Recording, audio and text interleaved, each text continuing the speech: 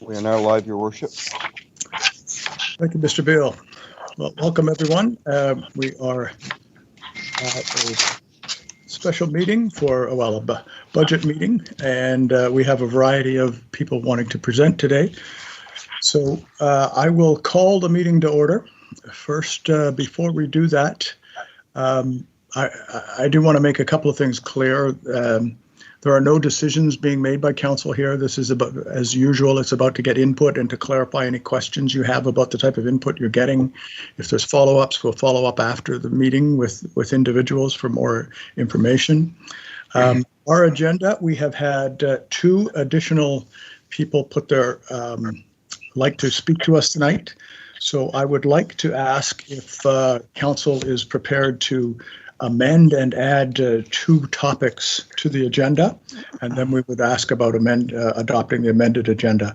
So we have a skateboard park presentation by Alex Thomas, and skating club would like to make a presentation by Jessica Steves. So if you mind, I would suggest we add that to our agenda and adopt the agenda as amended. If that is okay, will somebody make that motion?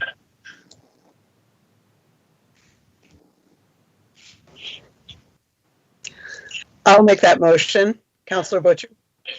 Councillor Butcher moves adoption of the amended agenda. Is there a seconder? I'll second that, Councillor Tower. Councillor Tower, thank you. Question? All those in favor? Aye. Aye. Opposed? Motion is carried. The amended agenda is adopted. We'll do a quick roll call as we are online, and we do need to confirm who is actually online here. So I will start with Todd Cole. Please just speak out if you are here. Todd Cole. I hear you, Worship.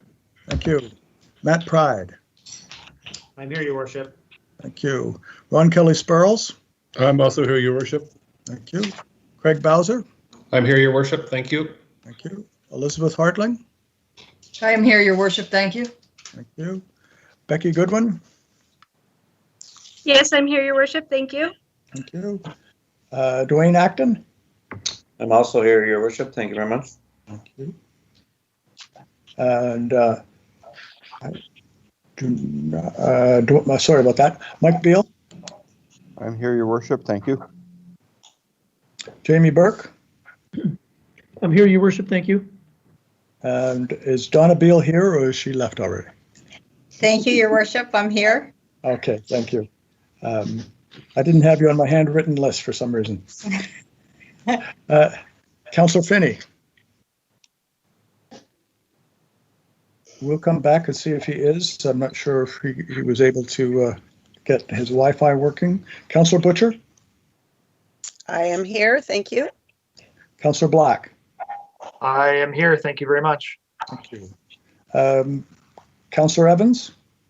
I am here as well. Thank you. Councillor Michaud. I'm here. Thank you, Your Worship. Councillor Tower. I am here, Your Worship. Thank you.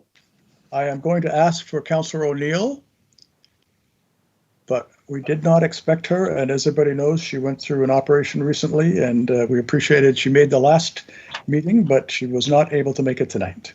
So she is not here. Deputy Mayor Aiken. I'm here, Your Worship. Thank you. Thank you, and myself. All right, thank you for that. Just how we'll try to make this work is that if there are screens that the presenters would like to share, we'll try to do that. At least it won't be me, it'll be somebody with some technical capacity.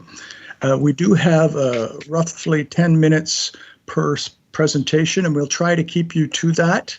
As for council, we're looking for clarity, so you're understanding what the people presenting wish us to hear. It's not about merits of arguments at this point. That goes into your budget process. And this is the start of the budget process, of course. And I want to thank everybody who's going to speak to us today for their concerns and that they want to get involved in the budget process and let us know. And in order for us to better understand it, I would like to ask Mr. Beal if he could make a few comments on our budgeting process as he's so familiar with it. Thank you, Your Worship. So this is the first step of the budget process, where we hear public presentations from groups and organizations. From there, Council will get together and do a planning session.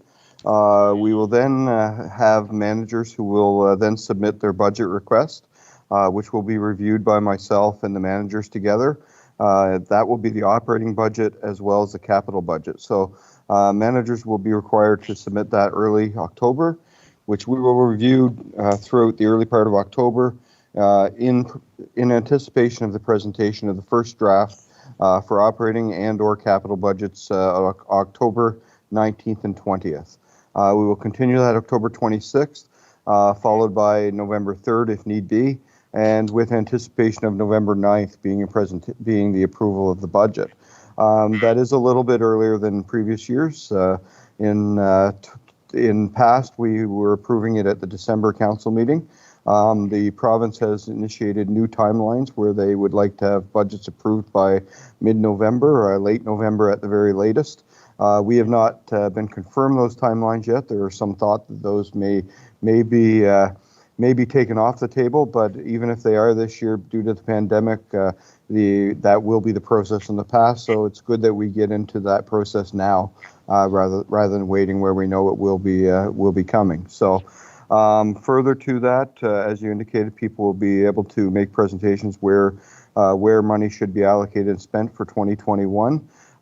Jamie and I had met, and I had put that in my previous reports. We were meeting with Service New Brunswick assessors, just an indication to council that it is projected that our tax base will see less than 1% tax base increase for 2021. They had indicated it should not be in the negative, but to plan for a 0 to 1. So all managers will be proceeding with looking at a hold the line budget moving forward, with some changes as suggested through our process that may happen. But with the pandemic, it is going to be a little tougher budget year, and we knew that. We've been talking about that for the last number of months. With low building permits happening and things, that we felt that it would be a tougher year than in past. But indications are there's no market value adjustment happening. So that, unlike a few years ago when we had seen a negative tax base for that year, and that was a surprise. So we should be okay, but we knew that it was going to be very, very little. So this is step one, and after we hear the presentations, we will follow through on the budget process to set a budget for 2021. Thank you. Councillors, any questions on that? Not hearing any. Thank you, Mr. Beal. I'll just clarify the agenda. We will go the order of the agenda as it was circulated, but we will move the budget to the CERC budget to the last item. So it will go from a minor hockey to the skateboard park to the skating club, and then the CERC budget will be the last one. Okay? So, unless there's any questions from council, we will move to Ms. Breeden and Renaissance Sackville. And do you have anything screen to share, or we got something for a presentation on this one, or you're just speaking to it, Kate? Yeah, there's a PowerPoint presentation, and Becky's going to load it, and I'm going to tell her when to switch the slides. So thank you, Your Worship, Town Council, and town staff, once again for the opportunity to present to you. Now, I'm going to say outright that I know many of you have seen all of these slides, especially at the beginning before, and I put them in not to, insult your intelligence at all, but I know you're all very busy and you deal with lots of groups, so it's just basically a reminder of what we do. We've been sponsored by the town since 1994, but in 2017, the town council really wanted us to put project funding towards economic development. So we have done that in the past, and we give basically modest seed funding to groups that are looking for funds. Anywhere, we try to not give more than about $4,000 per group. Okay, Becky, next slide.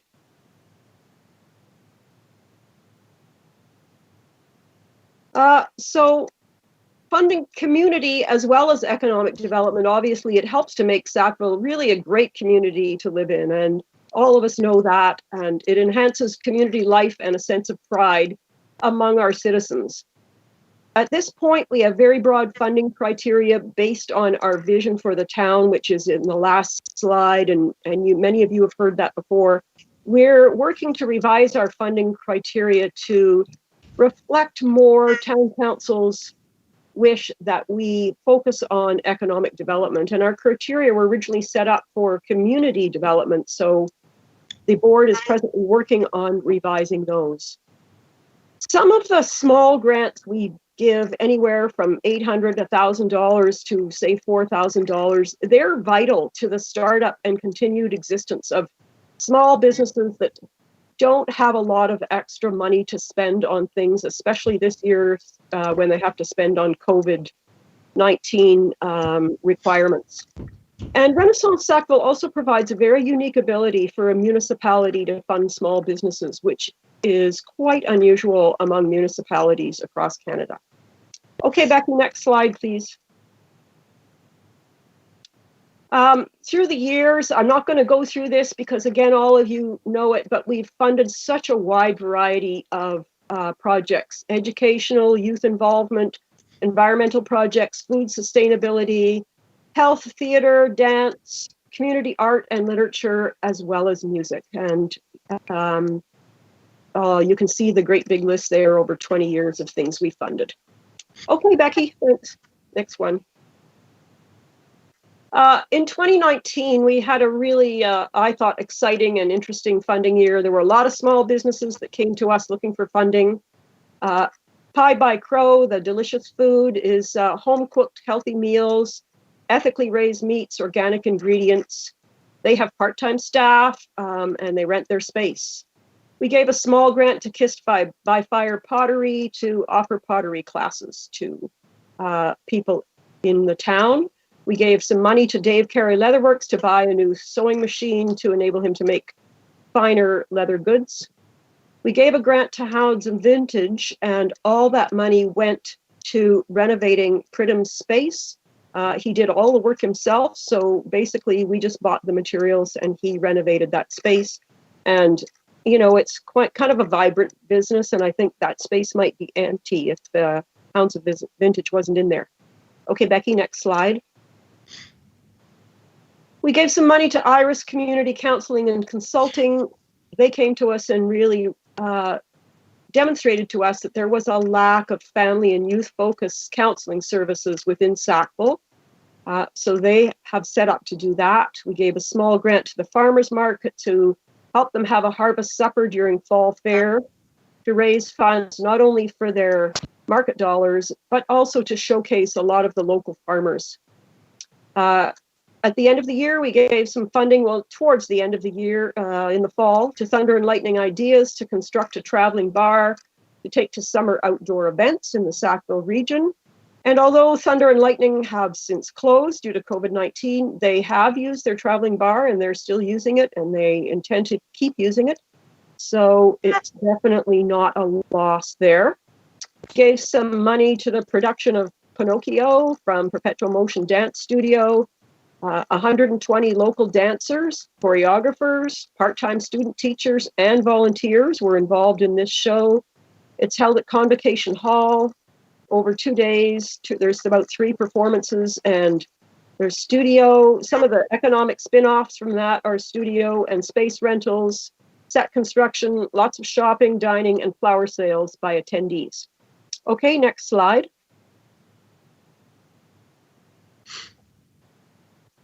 Thank you, Becky. So that's just a list of the amount we've paid out, and I can see it doesn't seem to be showing the very last line, where we paid out $24,645 to projects and small businesses in 2019.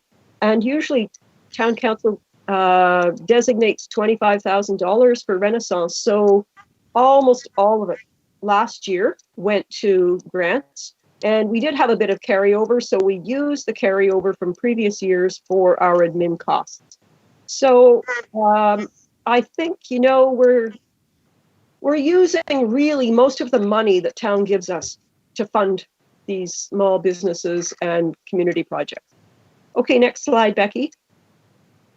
And just to kind of show you the proportion, I just listed the businesses first, and they added up to 23,346, and that works out to be about 95% of our funding went to small businesses in 2019, with a small amount, 5%, going to community groups that promote economic development within the town. Okay, next slide. So 2020 hit, and it was a devastating year for lots of small businesses as well as community groups, because they're still reeling from COVID-19. People are starting to figure things out. I know, for instance, community groups are starting to get together again and work on things, and businesses are also reopening and doing stuff. So we have not actually approved any specific funding applications at this time. We have some pending applications.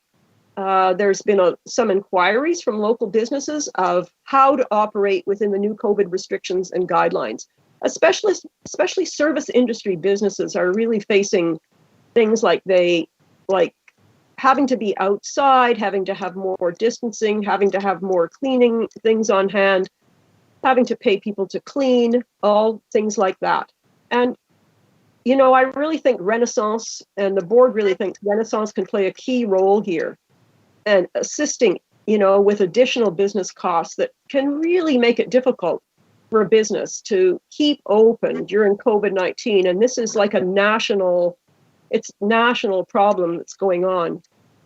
Especially, just a little bit can help prevent business closure. There has been closure of a couple of small businesses in town that just really couldn't make it happen, especially service industry businesses.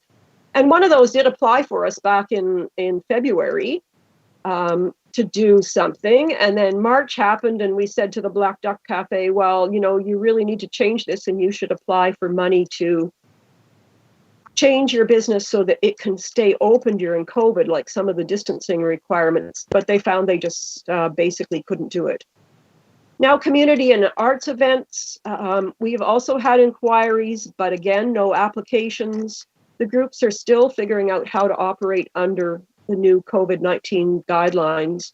I know, for instance, Performers Company is thinking they're going to try and put on a play. They're going to have more plays so they can have fewer people. So things like that are going on. I know Perpetual Motion Dance Studio want to have some kind of Christmas show, and they're trying to figure out how this can happen during COVID, when those kind of events are a fundraising thing for the small businesses and communities, and without packing the people in, they don't make enough money to make it worth their while. Okay, next slide.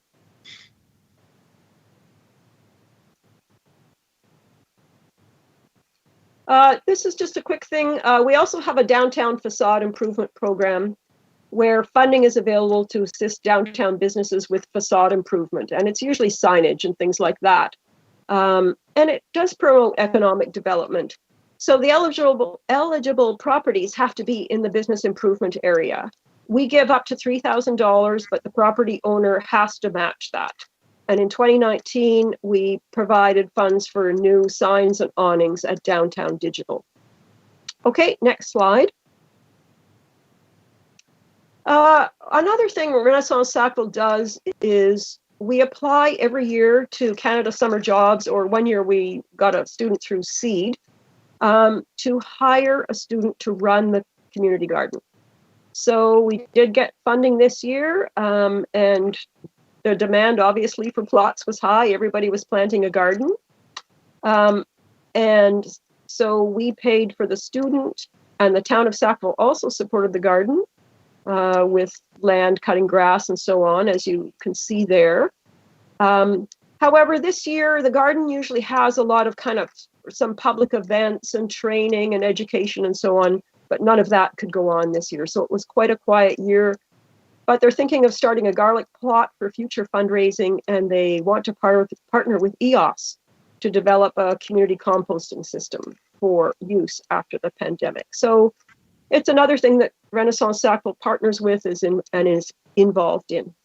Okay, next slide, please. Our current financial situation. We spent a lot of money on projects last year, and right now we have $770 in the bank.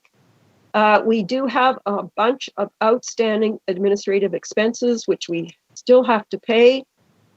They're listed there, and basically our admin expenses are just over $2,000. So we are hoping to at least get this covered, so so that we can cover that red amount there, $1,850 roughly. So we used all our cushion and have no extra money left for any grant application. Okay, next slide, please. So each year I put up this proposed budget 2021, and we're again looking for an operational grant from the town of Sackville of $25,000. The town did designate $25,000 last year, but we have not used any of those funds to date. And we usually get $3,500 from Canada Summer Jobs, so that our total revenue is really only $28,500, which I think when you look at what we do a lot with that amount of money. And we're looking for to give roughly, say 7 economic development and community projects at $3,000 each. And we pay our accountant and a community garden coordinator and have various costs. So our total expenses are $28,500 again. So I guess seeing as we haven't used any of the 2020 money, I guess basically town council, we can, designate that money starting now. And if we get applications, use it. Certainly there are some businesses that are hoping to get some money to keep going during COVID from Renaissance. So basically things are starting up again for Renaissance. We were very quiet for a while, just like everybody else, kind of hunkered down. But now things are happening again, and we're hoping to get funding applications and start moving on them again. Okay, next slide, please. So, and there's our vision. So that's basically all I have to say tonight. You can read our vision on the screen. We want Sackville to be vibrant, economically and environmentally responsible, aesthetically pleasing, caring, friendly, and gracious community. And I just left one more slide in with additional financial information. It's a bit out of date, but so we really don't need to go to it at this point unless council needs additional clarification. So that's not totally up to date. You can see from that, council did give us 11 grand in mid 2019, and then another roughly 8 grand to deal with further projects in late 2019. But we haven't used any 2020 money as of yet. Okay. Thank you very much. That's the end of my presentation, and I would be happy to answer any questions or provide any additional information as council would like. Okay, thank you, Kate. And are there any direct questions from that presentation? It's very detailed, good history, and right up to date. And looking for the same, if I could summarize, Ms. Breeden, that you're looking for the same kind of an allocation that you've had in the past, and you are willing to assist in the COVID as being a significant impact on businesses. Any questions from folks?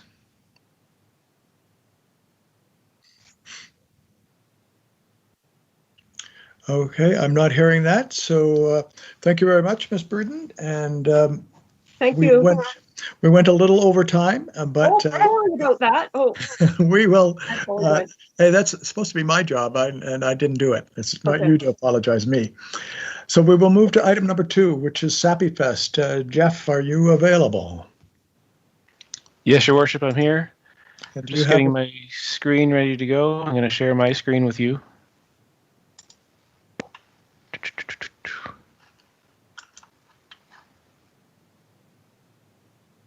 Okay. Are you able to see my screen that has the Sappy Fest logo hidden in some trees? I can see that. Perfect. I'm going to go then. So good evening, Your Worship, councillors, staff, and guests. My name is Jeff McKinnon. I'm the treasurer of Sappy Fest Incorporated, and I wanted to come and give you an update tonight on how things went in 2020 and what we're looking forward to in 2021. So, as we presented earlier this spring, we didn't go forward with the usual format of Sappy Fest, obviously because of COVID-19. And because we didn't get together in our usual fashion, we were able to get creative in ways that we could bring people together from a distance and still celebrate the things that make Sappy Fest special. So one of the things we did, I'm going to go through a list of the things that we did accomplish and achieve this summer. And the first thing that I'd like to talk about is the 15 Dreams publication. So it's a special publication consisting of 40 pages of new poems, stories, comics, graphic works by artists such as Patrick Allaby, Colleen Collins, Della Crocker, Sue Goyette, Emma Healy, Kwame Katsutu, Stephen Lamke, Marilyn Lurch, Kate Mildew, Jordy Miller, Rebecca Roner, Amy Siegel, Leanne Simpson, Rachel Thornton, Bart Vautour, and Laura Watson. So I wanted to give all the artists that contributed to that publication a shout out. It's a little piece of Sappy Fest, available by mail, and a love letter to Swamp Magic. So a small publication that was put together by many artists that have presented at Sappy Fest in the past. One of the second projects that we worked on and presented was called URL, Protecting the Music.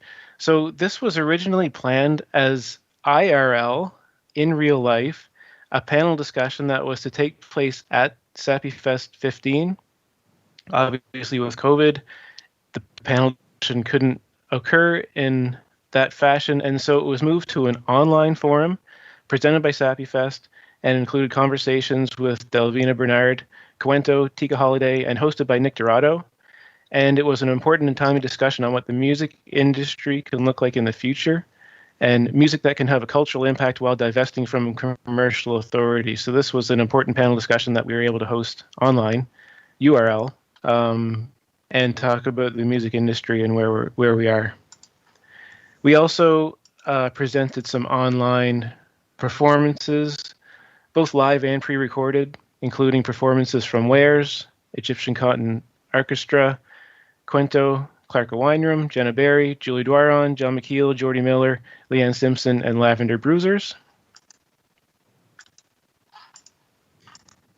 As part of URL, we also presented a panel discussion with Simone Schmidt, April Alermo, and Max Mohanu. Simone invited April and Max to discuss the aftermath of a panel that they all spoke at in 2015 called Music, Racism, Power Village 101. It was organized by April Alermo in response to the racism of the band of 4 white men called Viet Cong, now known as Preoccupations. They were a band, or still are a band, in the white Canadian indie rock scene. So in this conversation, the three reflected on how things have changed and lessons that we've learned from that original panel discussion. So some important talks taking place, even though we couldn't gather in person. And then local musician Clarka Wineroom took us on a tour in town, socially distanced, with special performances in unique venues with beloved locals. You may have heard me talk about the Kids Corner Power Jam in previous years, where a music mentor, usually from town, has a camp with youth from the community. They build a band. They usually open up Sappy Fest on Friday evening. Well, this year we couldn't do that, but we did have Kids Corner Bubble Jam. So these are kids that were in the same family bubble. They formed a band, had a performance online. We had the Sappy support line. So it was a pop-up call center hosted at Struts Gallery, partnership with Struts, with Ariel Sharat and Matthias Kalm of the Burning Hell band, The Burning Hell, I should say, if you weren't familiar with their music. So they sat at the switchboard and connected callers by telephone to over 30 different Sappy Fest artists, alumni, volunteers, and community members. So it was a way to connect to Sappy Fest, talk about what you missed, and you didn't know who you were going to end up speaking to when you called into the Sappy support line, which was kind of interesting. So it could have been a past performer, could have been one of the board members, it could have been one of the organizers, a volunteer. And so it was a way for folks that maybe were outside of the Atlantic bubble and couldn't come into New Brunswick to connect with folks that were sitting here in New Brunswick and reminisce about how much we missed Sappy Fest this year. And then finally, for one night, the structure affectionately known as the Cube became the largest projection screen in North America.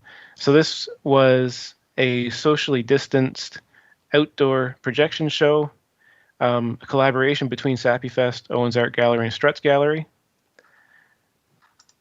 It included pre-recorded music performances, short independent films, and tribute to a local Sackville business that's no longer with us, Thunder and Lightning Pub, and an exclusive pre-recorded performance from 2017 Polaris Prize winner and 2020 Polaris Prize shortlist nominee Lido Pimienta. And so for this event, obviously with COVID, we had to develop and execute a COVID operational plan. We'd like to thank the town for the permission to close the street, Crescent Street, providing the pylons and helping us secure the site and allow a safe event. Really, it was a job well done. I don't know if you're able to see from the photo, but it was quite breathtaking what we were able to pull off in times of COVID with a bit of creativity and cooperation from different organizations in town and the town of Sackville itself. So moving on, I did want to present how we used the funding provided by the town of Sackville. So this time last year, we would have applied for a special events grant. We did receive $4,000, and that was put directly into paying for the Cube presentation.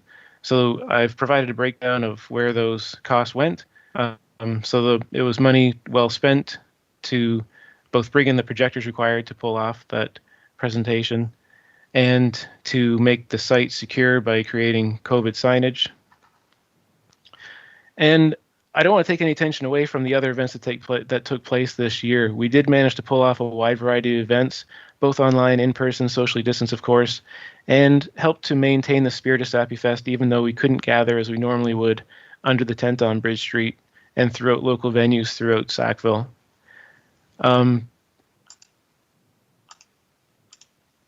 For next year, I want to talk a bit about how we hope to keep on doing it. Things like hosting talent, paying artists, paying techs, paying crews, paying all the people that help to bring Sappy Fest together, drawing tourists into town, obviously, making memories, putting Sackville on the map, and finally navigating COVID-19 safely. Because the way that things look for us now, 2021, it may be no different than this year. It's too early to tell for us. Maybe it's a smaller Sappy Fest next year, a bridge year, maybe not a bridge street year. We're calling it a bridge year to bridge between the way that we presented Sappy Fest in the past and how we envision Sappy Fest may happen in the future. Fortunately, this year we do have a bit more time to prepare the kinds of events that we would like to see happen based on what seemed to work last year and what we'd like to do differently. Last year, we were already well into the planning phases of Sappy Fest before COVID-19 hit and had to readjust how we were going to present it. This year, we've got a bit of a benefit of time to prepare what we may do differently this year or what we can present. And so our application to the town this year may look a bit different. I think we're going to have to be a bit creative in how we apply to funding for the town because we do have two scenarios that could take place. We could have an online only event or smaller socially distanced events that would be not in the usual format. So we wouldn't have a box office. We wouldn't be charging ticket prices. We would still need to seek financial support for those events to take place. In a normal year, we would have a creative director that would work most of the year, at least on a part-time basis, we'd often receive funding from Mount Allison to hire a student for a term from May to August. If Sappy Fest next year were to take place in its normal fashion, we would be asking, like we have in the last few years, for more funding than we have achieved in the past. Simply, we need more staff to help Sappy Fest happen. The last, I guess, traditional or normal Sappy Fest that happened at Sappy 14, volunteers, the board of directors, everybody was stretched too thin. So to maintain a high degree of security for patrons and to continue to focus more of our efforts on community outreach, we do need additional funding for at least one other staff member to join the Sappy Fest team.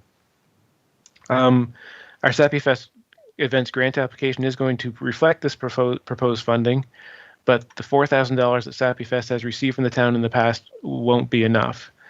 With a growing number of corporate festivals, so you may ask about sponsorships, with a growing number of corporate festivals with big corporate sponsorships, some that occur in the same weekend as Sappy Fest, we've been able to stay independent without financial backing from corporate sponsors.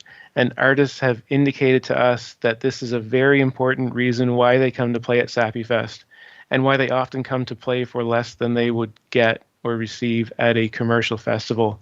It's a place where they can share their art without fear of backlash from corporations who may not necessarily share their same values.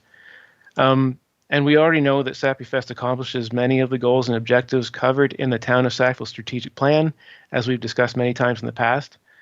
And we feel that the audience prefers that it's funded through their supporting of the event and artists, and not supported by private corporate sponsors. We feel that additional funding would be justified through what Sappy Fest brings to the town for all the reasons that we've talked about many times in the past. Things like bringing in tourists, benefits to local businesses, putting Sackville on the map, and of course, making memories. So that concludes my presentation this evening. I would be pleased to answer any questions. So you're leaving the one question open, which is how much do you think you need? Well, it's so early in the process, and I wasn't prepared to answer that question tonight because our AGM is actually not happening until next week, and so we don't even have an approved budget for 2021 yet. Okay. Usually we wouldn't have an approved budget until late in the year. It's a bit earlier this year, but how much I need, I'm going to leave that for the application process. All right. Fair enough. Any questions from council? Councillor Michaud, please. Thank you, Worship. And this is more long-term, I guess, as opposed to the upcoming year. And I know we're talking about the upcoming year, but as a municipality, we have to look long-term as well. And we will get through this COVID thing that's going on.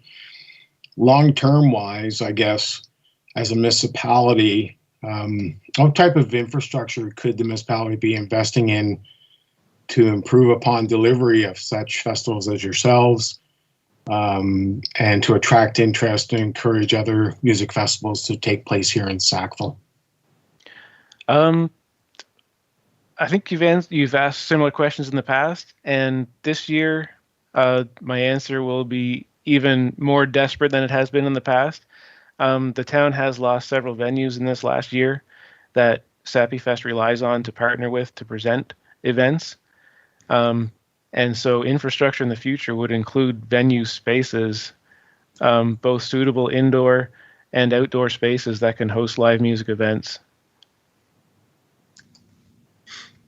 This past year, we've lost several live music venues, and the ones that remain are always somewhat tenuous. Great, thank you. Yeah, good question. Thanks for that, Jeff. Any other questions? I'm not seeing any. So, okay, thank you, Jeff. We appreciate that. And, thank you. As always, good job. So, thank you, and we will move on to rural rides. Kelly Taylor, are you here? Are you in the house? I'm here, yes. And I just have to figure out the sharing thing. I can't help you. Bear with me. Let's see if we can make this work.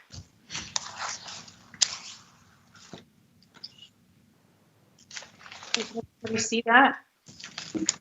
I can. I don't know if it's up to me to advance the slides or somebody else. I don't know how that works. Is that shared or is Kelly in charge of that? Becky, do you? Kelly would be in charge of that, Your Worship. Okay. Sorry, I missed that. Is that my job? Yes. Okay. Okay, got it. Okay, so thank you for having me here this evening. I do appreciate the opportunity to come and talk with you guys. I'm going to briefly recap who it is we are and what we do, and I know most of you guys know this already, so this is more just a quick recap for those who don't. Rural Rides is a volunteer driving program, and we are part of an overarching program called WA Transpo, or commonly known as Urban Rural Rides. And the other partners in that program are Teledrive Albert County and the Volunteer Center Drive program in Moncton. And between the three groups, we cover all of Westmoreland and Albert counties, providing volunteer drive service to people that need access to transportation that don't already have that. And we're divided into urban, which would be the Moncton Riverview Dieppe side, and then the rural rides remains areas of Westmoreland and Albert counties, and that's my area of responsibility. Our clients are seniors, people with disabilities, although we don't at this point have wheelchair accessible vehicles other than in Albert County, low-income families and individuals, and newcomers who are yet to be able to be licensed in this country to operate their own vehicles. So they're struggling with transportation needs as well. Our basic process is that a client registers with us and then they request their need for transportation 48 hours in advance. And our dispatcher will then match that person with a volunteer that's able to perform that drive. The volunteer will then be confirmed, and then the ride's confirmed with the client. And when the drive is completed at the end of the month, we invoice the client for the service. Our regular rate is 70 cents a kilometer, but we subsidize low-income clients to 25 cents a kilometer, and most of our clients are subsidized. There would maybe be 5 in the whole region that are not, and those are people that generally have some kind of ongoing health need that they can't transport themselves and don't have family handy that can drive them. Our drivers are incredible people who volunteer their time to help. We ask them to carry $2 million liability on their vehicle, and we will reimburse that extra cost up to $80 a year. They have to have a clean criminal record check, sign an oath of confidentiality, of course, have a safe, well-maintained vehicle, obviously, and they are reimbursed 41 cents a kilometer. So they track their mileage from the time they leave their home to perform that ride and the time they come back to their door, and we reimburse them once a month through their invoice. So in Tantramar region, we're serving currently 105 clients. 51 of those live within Sackville town limits. In the 2019-2020 fiscal year, so our fiscal year ends March 31st, we did 883 rides in Tantramar. We covered 16,440 kilometers and clocked up 1,249 volunteer hours. We're currently providing 30 to 35 rides a month. We're operating on a scaled back version of the service at this point in time because a lot of our drivers are still not yet comfortable to be out driving because of COVID. And so we've kind of restricted it to medical and essential life needs. So when COVID started, we, like everybody else, just put the brakes on and waited to see what was going to happen. And in that time period, had meetings with the province and public health and ESIC, and collectively throughout the province devised safety protocols that would allow us to perform, first off, deliveries safely, and then to bring back carrying passengers to do medical rides and needed transportation. So we do offer delivery of food and prescriptions, both during COVID and ongoing, because we realize that's something that has not ended. And anybody self-isolating because they have an existing health condition, or anybody that is under quarantine because they're waiting for a test for COVID, or there's a possibility they've been in contact with somebody or are displaying symptoms that they may have COVID and they're forced to isolate for 14 days, then we're there to step up and help. We're happy to deliver food or prescriptions to help them during that time period. And as always, we're struggling to meet the demand for volunteers, even more so now, because as I mentioned, a lot of our volunteers are just not comfortable being out at this point in time. So we're always looking for more volunteer drivers. Combined, collectively over the 2 counties, serving 650 clients, providing 750 plus rides a month, including deliveries. And then, as I mentioned, offering delivery of food and prescriptions, and continuing to struggle to meet that demand. So I kind of explained this. We resumed our medical rides in April. So March, we just kind of shut everything down and just waited to see what was going to happen. And in that process, we've now got ourselves prepared and poised to help with the second wave. So initially, we couldn't even get personal protective equipment. You couldn't get hand sanitizer or wipes or anything anywhere to be able to do your job.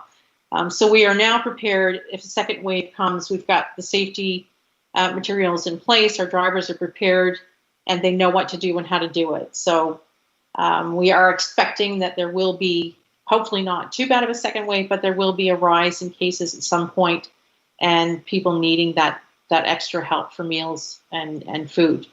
And we've also done some delivery of meals to seniors that have found themselves in a situation during COVID that their caregivers weren't able to help them, or their family was no longer able to come in, or their neighbor, whoever was coming into their home to help them prepare meals, was not able to do that.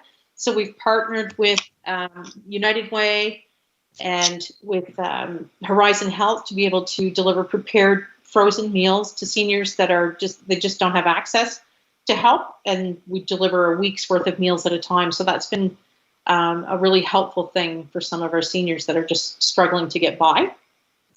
Some of the benefits of what we do is that we do provide affordable, needed transportation to residents to get to medical appointments, shopping, education in normal times, education and community events, and work training. I will say that we do not pick up and deliver people within Sackville itself, because there is a bylaw, a taxi cab bylaw, and we are respecting that.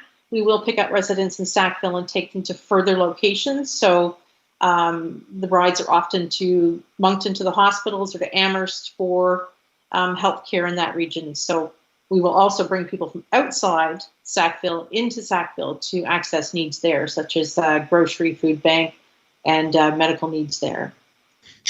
We promote sustainable transportation in rural and typically underserviced areas. We improve the quality of life for people with little or no access to affordable transportation. And we create partnerships with individuals, groups, and nonprofit organizations, local and regional governments, and businesses. We help keep residents active in their own and surrounding communities. We help retain residents that have no transportation in the area instead of moving to the city. We provide opportunity for people to attend job fairs, job training, and interviews, leading to employment and further individual ability to carry on. We decrease feelings of isolation for those with little or no access to transportation. That's the end of the slideshow, and we did apply. We received $2,000 in grant money last year, which we very much appreciated. We use that grant money to subsidize our clients that are paying the lower rates. So we reimburse our drivers 41 cents a kilometer, and we bill our low-income clients at 25 cents a kilometer. So that money that we receive in grants helps cover that gap.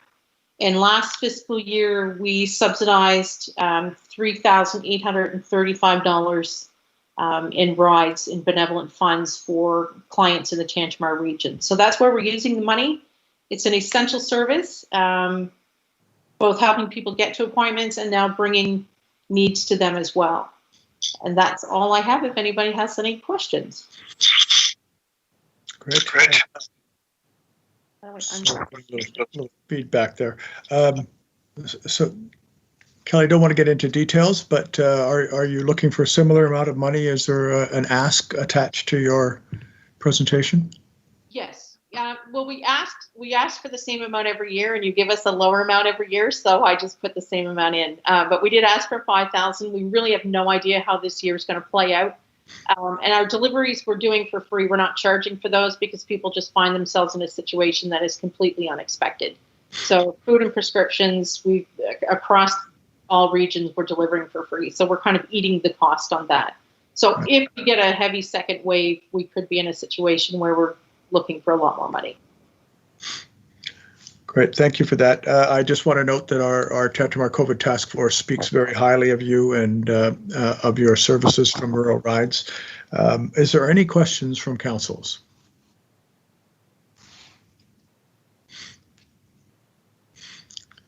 I'm not seeing any questions, so thank you, Kelly. Thank you. The time and the presentation.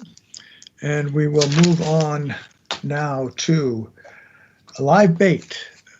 Cynthia, I understand. Yes. And I also note that Ron Kelly Sparrows may be leaving the meeting for this just out of high sense of care of potential perception of conflict. So we have Ron moving out and you moving in. Okay.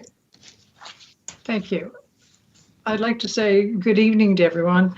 I'm Cynthia Sparrows. I'm the president of Live Bait Theater.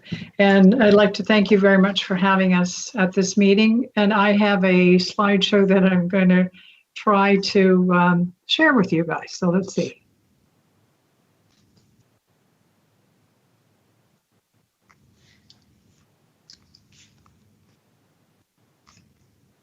Okay. So Live Bait Theater.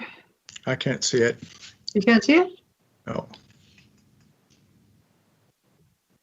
Okay, let me try again here.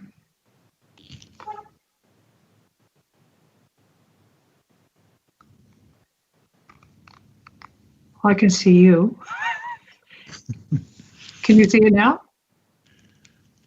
I cannot.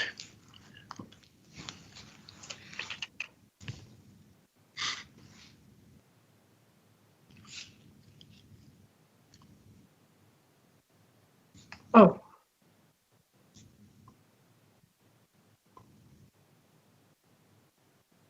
Now? No. Becky, is there a way you could assist? Does anybody know which button she should be pressing?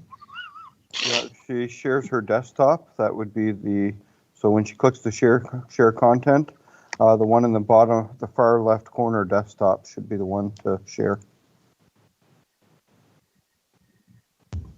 Far left corner desktop.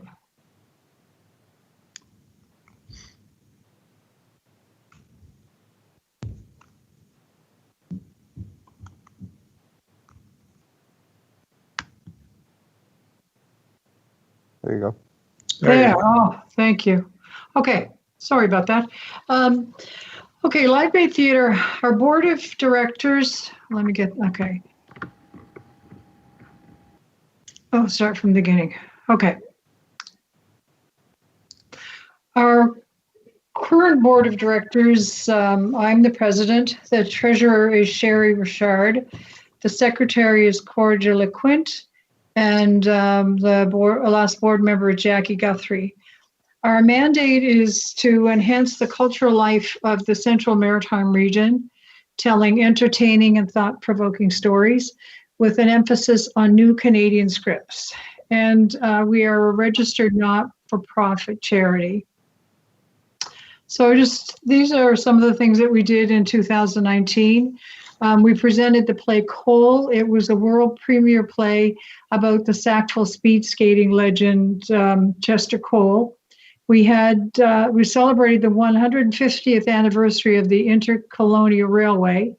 We had multiple activities with many community partners, including the Owens, the Tantramar Heritage Trust, the Sackville Citizens Band, and there were other people involved with that as well.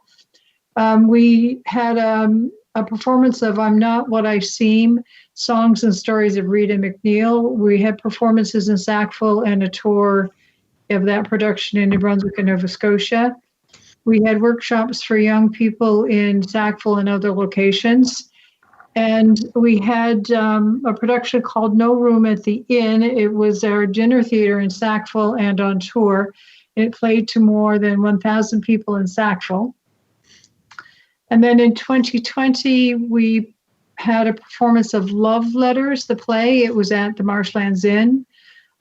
We did online play readings for children and adults. We've done approximately 10 readings with more than 200 participants during COVID-19 lockdown. We started that in March, just after the lockdown began.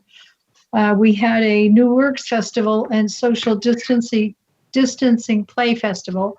It was a 3-day virtual festival of new work, including a mini festival of new works on an isolation theme. And Climate Change and You is in the fall of 2020, we are planning a virtual school touring production, working with Marshview Middle School, Tantramar High School, and Mount A students. And what's this? Oh, I have to hide this. Hold on. Okay, I'm sorry. And then Hark the Herald Angels Sing. We are having an online dinner theater type show because we cannot, can't have an in-person dinner theater. And we are doing a one-man Christmas carol. We're having performances in Sackville and touring to Moncton, Fredericton, and St. Andrews. And then our plans for 2021, we are going to perform the play Love Letters at the Marshlands Inn. The New Works Festival, we plan on having a 3-day festival with that. Fry, it's the world premiere of a new play in association with the Fry Festival. Scape, the play Scape, and that's a world premiere of the play and a tour in New Brunswick. Mad About Van Horn, world premiere of that play, and workshops for young people. And then in the fall 2021, we are planning on having a school touring production. And in Christmas 2021, hopefully we will be able to have a dinner theater. It's a planned return of our popular annual dinner theater production. So we're hoping that we'll be able to do that. And our request for 2021, we continue to diversify our revenue sources with grants, donations, sponsors, and ticket sales. We are asking $5,000 from the Worthy Organization Grant Program for 2021. We've received $7,000 for 2020. And that's it. Does anyone have any questions? Councillor, any questions on live bait?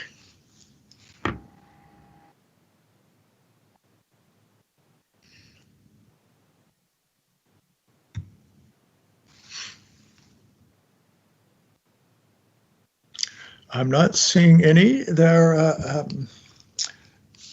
at all, Cynthia. So you've made your points. Your Worship, Councillor Michaud here. I did have my hand up. I'm not sure if you saw it there or not. Oh, sorry. I did not see that. Thank you. Go ahead. Okay. Councillor Michaud. Other than COVID-19 being, I'm sure, your biggest challenge right now, what do you see as your biggest challenge going forward in regards to delivering the programming that you have been delivering in the past and become known for? Well, we've been able to perform quite a few things online. The New Works Festival that we had in person, last year, this year, was all done through Zoom. And so I guess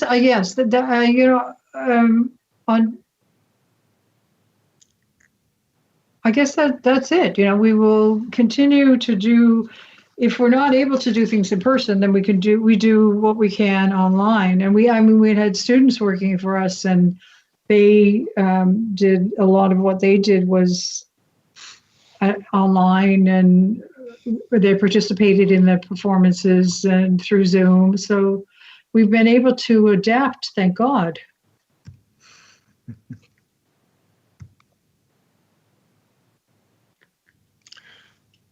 Any other questions from council? Everybody's bringing up COVID, and we can't get past that, can we? So I know. changes everything. Okay, I don't see any other hands being mechanically raised here or electronically raised. Thanks, and we will move now on to Thank you. exit 5. Thank you, Cynthia. We'll move to Ms. Wendy Alder, please. Your worship, she needs to unshare her screen.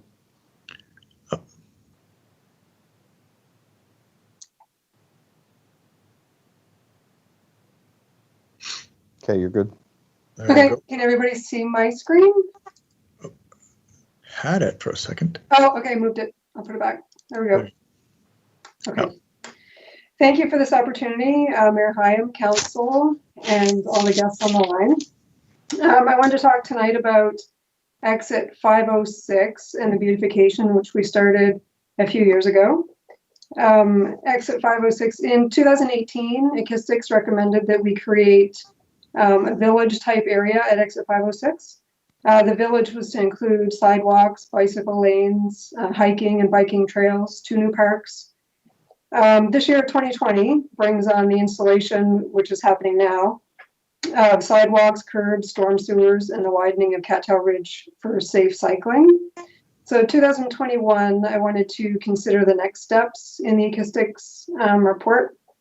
And obviously some of the report was about, economic development and, new buildings and that kind of thing, which obviously the town can't do anything without somebody that wants to develop that land. But so next steps that the town can be involved in is hiking and biking trails, parks, vegetation, signage. So one of the excerpts from the acoustics report here is, shows the street, and it shows some trees along the side. So this would be the right-hand side heading towards the highway. So basically the current empty lot. Shows some park benches along the other side of the sidewalk. So similar to what we have downtown. So, you have the street and then benches. This is, again, another sketch from the acoustics report that just kind of shows, so here's the main street and where some trees would be planted kind of all along. Some of it is maybe a little bit ahead of, obviously, the buildings. But they had, in the report at the time, so 2 years ago, street trees, just 8 at $700, so $5,600. I don't know if any of this is planned as part of this year's work that's being done out there. I'm assuming it's probably not. Then again, another sketch. So again, just showing, the trees and the benches. So I'm saying like 4 or 5 benches, along that strip. Maybe you only need 3 or 4. I'm saying $600 each. So between $2,400 and $3,000. The other thing was talking about parks, and we kind of had this idea, and again, all of this is obviously up for discussion, but where the road separates, it's kind of like a Y there. There's this part of this property that's owned by DTI. So that could be developed into potentially a small park. This is kind of a hand-drawn sketch of what it would look like. So, some flower beds, a little bit of a walking trail, some benches. Now, this is an area that there is some traffic, so you'd probably have to have some fencing and stuff too. So possibly it might not be the best place for it. Maybe there is the area at the end of Robson, which is, there's a turnaround there, so just past the Tanchmar Motel. So maybe that would be an area that we could develop into just a little park. Nothing big, but just, it could be an area where the kids from the daycare could kind of go and hang out a little bit. And especially maybe if it's at the end of Robson, that may be better because there'd be no traffic there. So just an idea, again, it's kind of open, but a concept that I'd like to kind of further. Another option is highway signage. So you've got the big old Hollywood sign. Maybe we could do something like this with Sackville. We certainly have an area at exit 506 that looks like this with, the rocky and the certainly not level land, I guess. Again, I don't have a cost or anything like that, but something to potentially consider. Riverview has a similar thing. the first exit that you're going into Riverview, and other towns do across the province too. So the other item, and I know Todd Cole and I discussed this a little bit, but we kind of haven't done a whole lot with it, is the existing flower beds. So the money that we put in a couple years ago out on exit 506 on the ramps, there's probably 5 or 6 flower beds there. Well, they look like this. They don't look like flowers anymore. They haven't been kept up. Kind of my vision when we talked about all that, and I know we had an outside consultant, make some suggestions on what could be done but this was my vision, this, just a big field of wildflowers that, in May you have the lupins that come up, and then June, July, if there was some other kind of flower that naturally would grow that time of year, and then again in the fall. But again, how we get there, I'm not quite sure. Maybe you can just, I'm not a gardener, so maybe you can just throw some seeds out there and some of them will take and some of them won't. But it does need attention to regular mowing. I think this year was better. Last year, I know there were some issues the town had with the mower and stuff and couldn't get out there, but there definitely needs to be some money put in the budget to mowing that on a regular basis. And if there's anything, maybe we can put our heads together on what we could do with this kind of wildflower concept without, I don't think we need to consult. I think we can do something fairly reasonable if it's, probably $1,000 or less. Just like I said, maybe throwing out some seeds. I'm not sure, but there's some brainstorming to do there.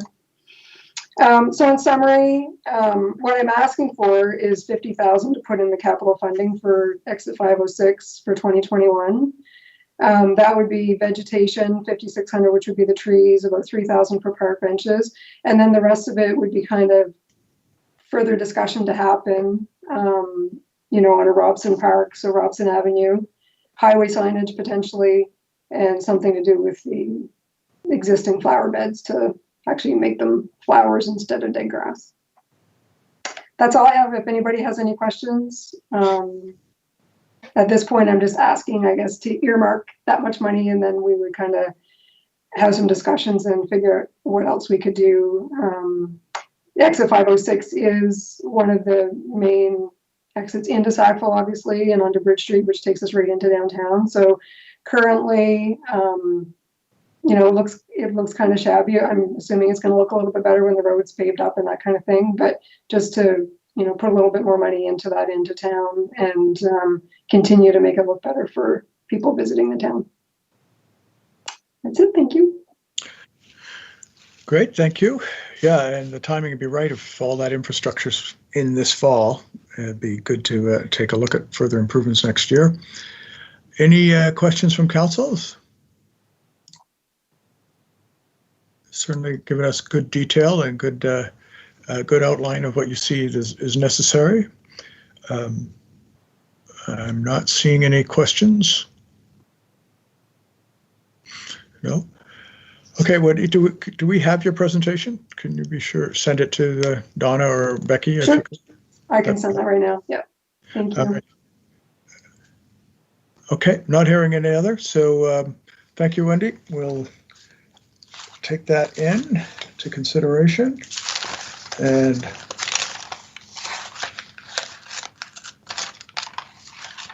still no question? Okay. So we'll move on to number 6. That is the levy. Shelley and Tracy, you're up next. Hi, can you hear us? I can, yep. Perfect, thank you. Good evening, Your Worship, Council, Management, and residents. Stacey Reed and myself, I'm Shelley Chase. We're here to do a bit of a summary for everyone about the levies and also to answer any questions that anyone may have at the end. Can you see the slide that we've shared? Cannot. I cannot. Okay. One moment, please. Technology is always my favorite. Fun. We're going into our sharing tray here. Stacey's doing technical support because if you were waiting for me to do this, we would be waiting quite long. Can we see this now? Can you see it now? Yeah. Okay. Excellent. Here we go. And can you still see it? Yes. Great, thank you. Okay, so you can see a little picture there in black and white of one of the levies on August 15th. So we wanted to take a few minutes and summarize the statistics on the 3 levies that occurred July 18th, August 15th, September 12th. The weather was perfect, of course, as per normal Sackville weather for any and every event that we have in town, right? And actually, we had so many comments on that because we did have perfect weather for each event. Based on contact tracing that occurred at the ramps on Morris Drive and Silver Shore Drive, and from volunteer counts of private entry points around the lake, and what we surveyed, over 420 attended over 15 cumulative hours of free public programming this summer. On average, 54% of the contact trace attendees were from outside of Sackville. So we do have those records as per government regulations, and we keep them for 22 days after the last levy and then destroy them. But it did give us a very accurate snapshot of who came to the event and where they came from. Some important points to remember when you process those numbers: all cultural festivals, large gatherings, and events were canceled, not just in our region, but our country and the world. The live music sector is still closed. Venues like the Capitol Theatre in Moncton have just opened, and with their 900-seat capacity venue, they can only sell 250 seats right now, which is 70% of their capacity. Yet, the City of Moncton and the Government of New Brunswick will continue to invest in the venue because we all know culture is very important, especially right now. It's what lifts our spirits. Of the two drive-in events planned in New Brunswick, one canceled due to poor ticket sales. People are still making choices about being in the public and deciding if they feel safe. Part of promoting an event now is not just about the entertainment, it's about the safety protocols. And we were one of just a handful of events in all of Atlantic Canada over the whole summer season that found a way forward for live music. For instance, the Cavendish Beach Drive-In, which was sponsored by Bell and run by the people that run the Cavendish Beach Music Festival and PEI, with their comparable promotional budgets and a massive annual event that already had a great standing, we've heard that they still only had 89 to 150 cars at each of their events over the summer. So by these metrics, we did very, very, very well in our small town, especially since we had virtually no lead promotion time, 3 weeks before the first one, when we got approval, and a brand new activity. We know that when we came to you initially that people had a lot of doubts, which were voiced to us, and some probably held them privately. So that's why we wanted to come to you today. Okay, so Stacey and I put our boots to the ground right away. We called 106 potential corporate sponsors in September, 35 in August, and 40 in July, for a total of 181 sponsor engagement or asks. That was us doing the asking, where we had conversations and submitted our pitch deck. We confirmed 47 sponsors for a 26% closing ratio. So just to give you some comparison, the average closing ratio on sponsorship sales is 2 to 3% with a 12 to 24 month lead window. We were 23% above the norm with only 3 weeks lead time before each event. We hustled hard. We were still lying down. We wrote 3 grant applications, with 1 being successful. We petitioned 3 levels of government, receiving support from 2. And that's in addition to actually getting the government to let us do it and getting permission from the town. We raised over $101,000 with cash and in-kind sponsors and grants through our campaign, which lasted from June 29th to September 11th, a total of 74 days or 2.5 months. As a comparative to other major fundraising initiatives, the annual truck draw, which we're familiar with here through the fire department, hopes to sell 3,500 tickets at $20 each for a total sell of $70,000. And the program is over 9 months. Now, we're not suggesting we work harder than that crew, not at all. But just to give you an idea that normal sponsorship drives to do an event like this or to do any fundraising don't operate this quickly. So we are very pleased with what we managed to accomplish, and also the investment from the town and what we did with it. Okay, so 23,125 came from Sackville, with 12,000 from the town. As you know, there was an additional 3,000 in kind, but 12,000 cash invested in our event, and $11,125 from local business people. So that's representing approximately 22% of our budget. Local business almost matched the town's contribution, showing that there was local business support for our idea. They put their cash on their line.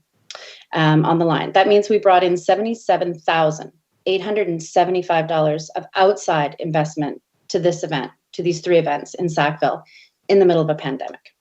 So where did that come from? In addition to the Government of New Brunswick and the town of Sackville, a major partner was Atlantic Lotto with cash and in-kind. The in-kind featured a full video production filmed at the August levy and mounted on their social media accounts with 8.7 thousand views in a 4-week run.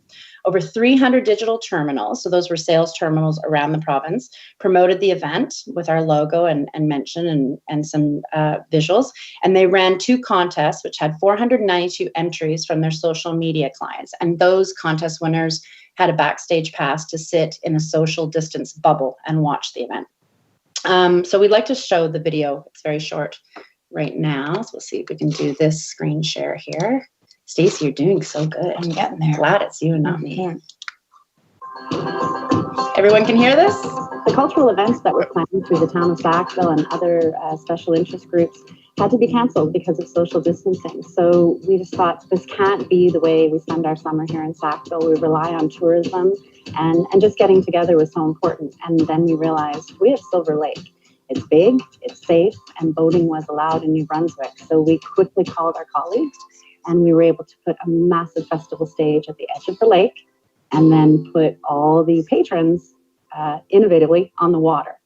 People have said that they were able to gather their families safely and to be able to come out and see other people enjoying, both recreation and live music, which is something that we can't say a lot of this summer. But I do think that in terms of, the businesses and whatnot that are here as well, I do think that they will see impact from this. Hopefully this is something that isn't just a this year event. It's not just about the artists, it's about the audience and it's about the space where you enjoy that experience together. It's a cumulative experience. It was definitely worth it. The response from the people that we have had attend our event and from the musicians and the cultural workers have been fantastic. So we were really pleased that we were able to do this and still make it safe for all the people involved. Was everybody able to hear that okay? It was a little off. I could make it out. Yeah, sorry about that. We had tested it before, but we'll go back to the slides. But if you do get a chance to check out the Facebook page for the levy, you can see the video and it's also on Atlantic Lottery's feed. So while all our sponsors contribute, can you see our screen still now? Yes? Yeah. Okay. So while all our sponsors contributed to our success, we'd like to recognize our major sponsors above 1,000 and under 5,000 as Warner Music Canada, the Egg Farmers of New Brunswick, True Foam, Atlantic Windows, Lafford Properties, Emerson Packaging, Cantech, Compact Appliances, IG Wealth Management, Irving Products through their brand Royale, Excellence New Brunswick, and RBC. Okay, so Stingray New Brunswick, which is New Country 96.9 and C103 FM, presented the events and added value. So we had a full radio media campaign. Each event was promoted for 2 weeks, so Sackville was positioned as a cultural destination via our campaign for 6 weeks total on commercial radio. The Stingray stations have the highest ratings according to Nielsen BBM in the region. We had 180 commercials, which were 30-second spots, which is the standard measurement of radio commercials. We paid for 60 and received 120 at no charge. In addition, we were comped, complimentary, 48 station promos and hosted on their web events and had their MCs and DJs on location at all our events for a total of $13,450 in donated value. New Country has 44,000 on average listeners weekly in southeastern New Brunswick, and C103 has 41,000. You can see actually the picture of the gentleman standing there. He surprised us. He is the operations director for all of New Brunswick for Stingray, and he has committed to help us with any other future projects. So it was really great to have him show up at the event and check it out for himself. CBC Shift with Vanessa Vandervalk did a feature interview province-wide. John Brewer on Info Morning, CBC Moncton did as well. There's a Times and Transcript article to kick off, as well as a piece from CBC Online. So the payoff. The number one goal was always to operate an emergency response for the live music sector and pay as many cultural workers as possible, which we did. We paid 15 bands. And these bands, like 90% of them were professional entertainers who make their living 100% of the time performing.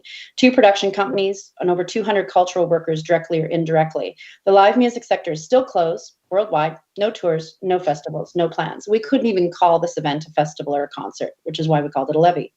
The byproducts, or I guess the offshoots of what we did, it was a free cultural event for the community in a time where cultural offerings were scarce and stress has always been at an all-time high through this whole pandemic.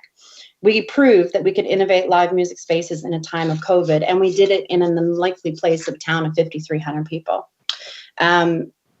We promoted the town of Sackville's rich musical heritage and the hospitality that we could offer everyone. Now, it's important to note that measuring a direct benefit to the GDP of Sackville, the economic growth, without the same week audited figures from year over last, without a pandemic, there's so many variables that make it different to say, did we add an economic benefit to the community? I know there's been some ad hoc surveys and people questioning that. I mean, there's lots going on right now. There's no way to determine short term, but we know what our numbers are very succinctly as we're outlining for you, and we can definitely make comparisons moving forward now that we have a baseline.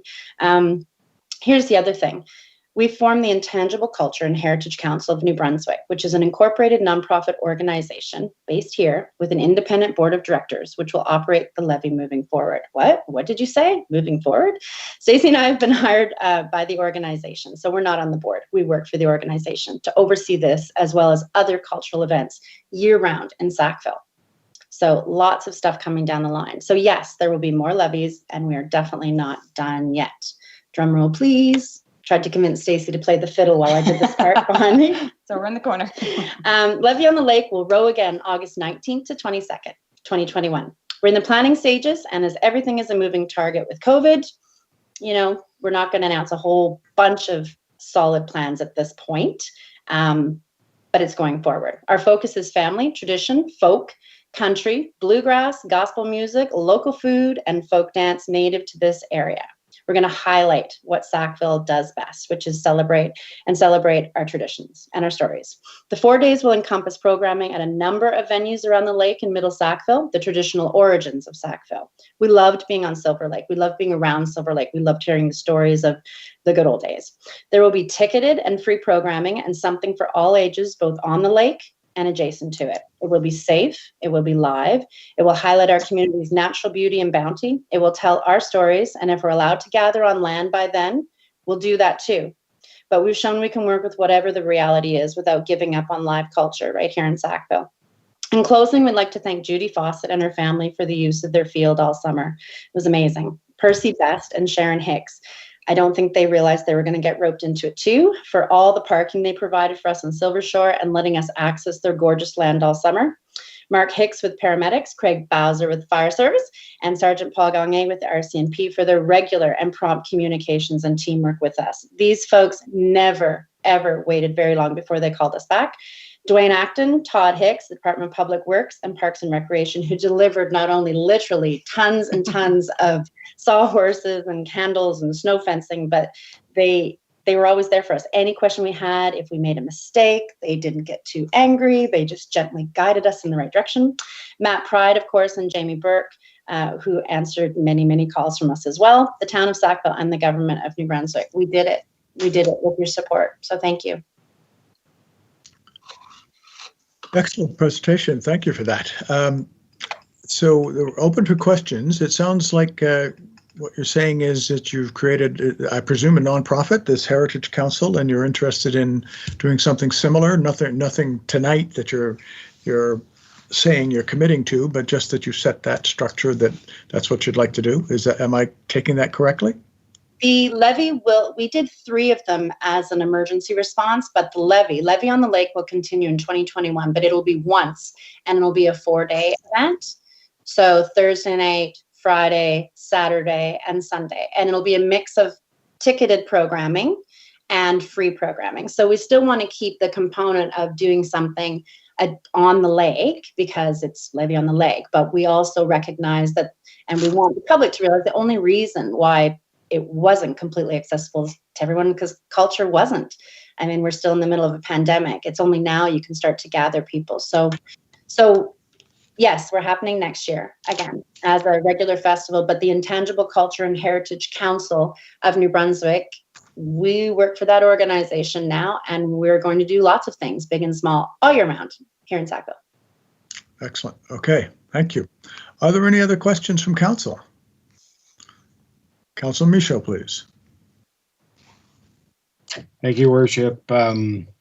This being your first time, I guess, putting on such a large event in Sackville, and I asked a very similar question to Jeff with Sappy Facts. So I'm just kind of wondering, with what you've experienced and going beyond COVID-19, what type of infrastructure could the municipality be investing in long-term to improve delivery of these type of festivals and to attract more of them to happen in our community.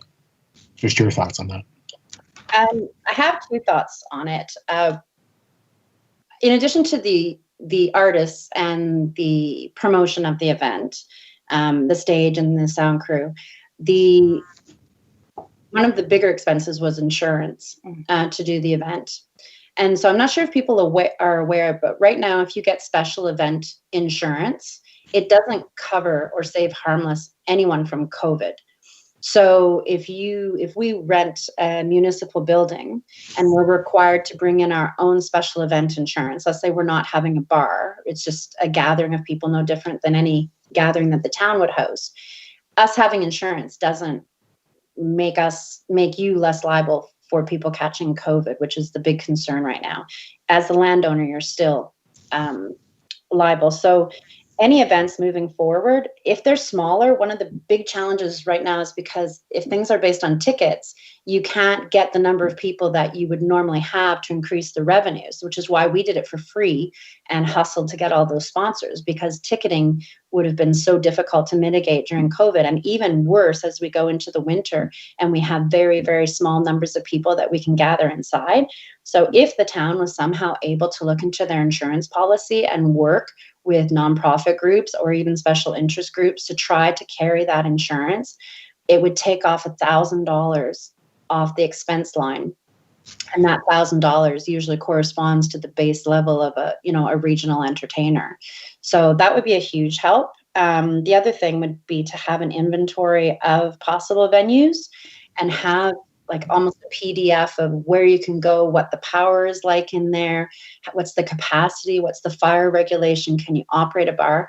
If you had an inventory of venues, both ones that the town operates and ones that private citizens would be willing to put, available for rental, it would be very helpful. And many municipalities that Stacey and I have worked with outside in our other lives when we could travel, that's how we run our events. We get that from the municipality. So those would be the two major things.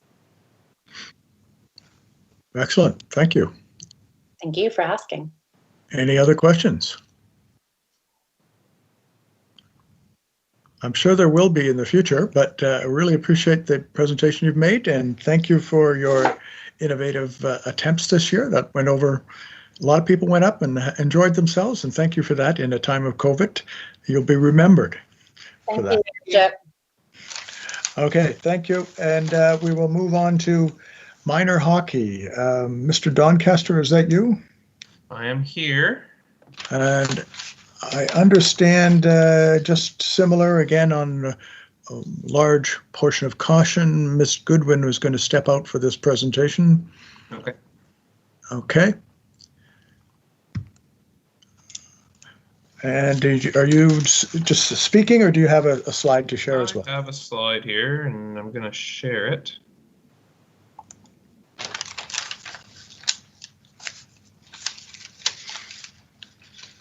Is that working?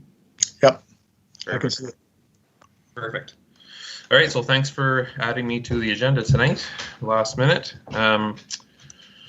Sackville Minor Hockey, we're looking to reduce our costs, basically, obviously why I'm here. The main reason for that is the objective of being more inclusive to more kids in the community, Sackville and the surrounding area.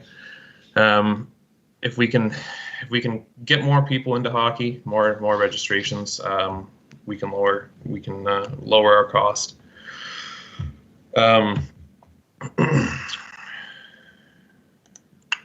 All right, so we'll get right into the good stuff here. 190 players last year. Right now, we're down to 158. We're hopeful we'll get a few more sign up here. We're getting started in 2 weeks, so hopefully we'll have some late registrants. But right now we are down by 30.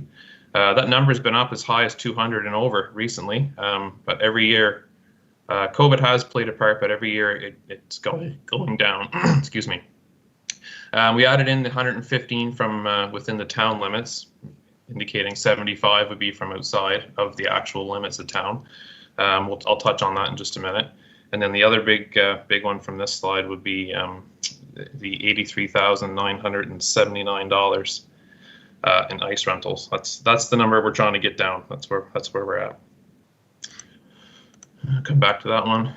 So out of that 115 local or within town limit families and the 170 or the 75, sorry, from last year, we put that in there because I'm sure you are wondering that. But you're worried about your tax base, but it brings a lot of people in to Sackville, into town, specifically downtown, 7 days a week for 7 months out of the year. So you can think of it as an event happening every day of the week. On top of that, we all know the benefits from playing sports, and hockey is no different from any of them. Physical fitness and mental well-being that last your whole life, really. I started playing when I was 5, and I still rent the ice in Sackville twice a week to play. The challenges, of course, that we're facing are increased costs, and with increased costs, we get lower registrations. Lower registrations means we gotta make our registration fees higher to cover our costs, which drives more people away. So just a bad cycle all the way around. Just an example, last year we had to go to Amherst to get goaltenders for our Bantam division because we had none in that division, and there was only 20 skaters overall, so 2 teams of 10. Pretty rough going. Similar situation with the novice group right now.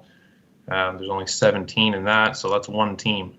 And what happens there is if we can't separate and hold competitive A tryouts, we end up with 1 team, and usually that would be in the C division, the lower division. So we would lose more players because they would leave Sackville to go to Moncton, most likely Dieppe, to play in a more competitive environment that we can't offer with reduced numbers. So the big one here, our ask. You remember from before the $83,979 in ice time. We'd like to be in the 3rd range of that, and that would really help. Us lower our registration fees for our members, and that's the big one we want to do. We don't want to just hold firm. We want to lower them.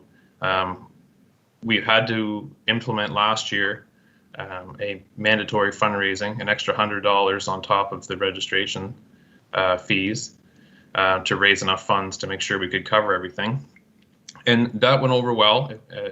It was seen as some by a registration increase, but in reality, once we got into it, most people were pretty receptive of it because they were able to sell tickets. We held a raffle for that extra $100 and that everyone put in, and raised some funds that way. So it's been tough this year, of course. None of the events happening. A lot of our fundraisers are in town, barbecues at the fall fair and such. So not being able to do that stuff is hurting as well. But in reality, this is a long-term issue that we're facing, and decreased registration. Let's go. So I'm gonna go back. With some of the money you guys have given us in the past, we've used to purchase equipment. Just last year, we bought the shooter tutor and some passing training aids. And the $8,000 grant we've been getting for a couple years, I understand. That goes basically to operating costs right into the ice rentals. So that eats up every bit of what we get. So I guess we'll take a minute and thank you for opening the rink for us. We know it was a tough decision, and it's a big job. We're very appreciative that we're going to be able to put hockey on for kids this year, even though it will be a little different.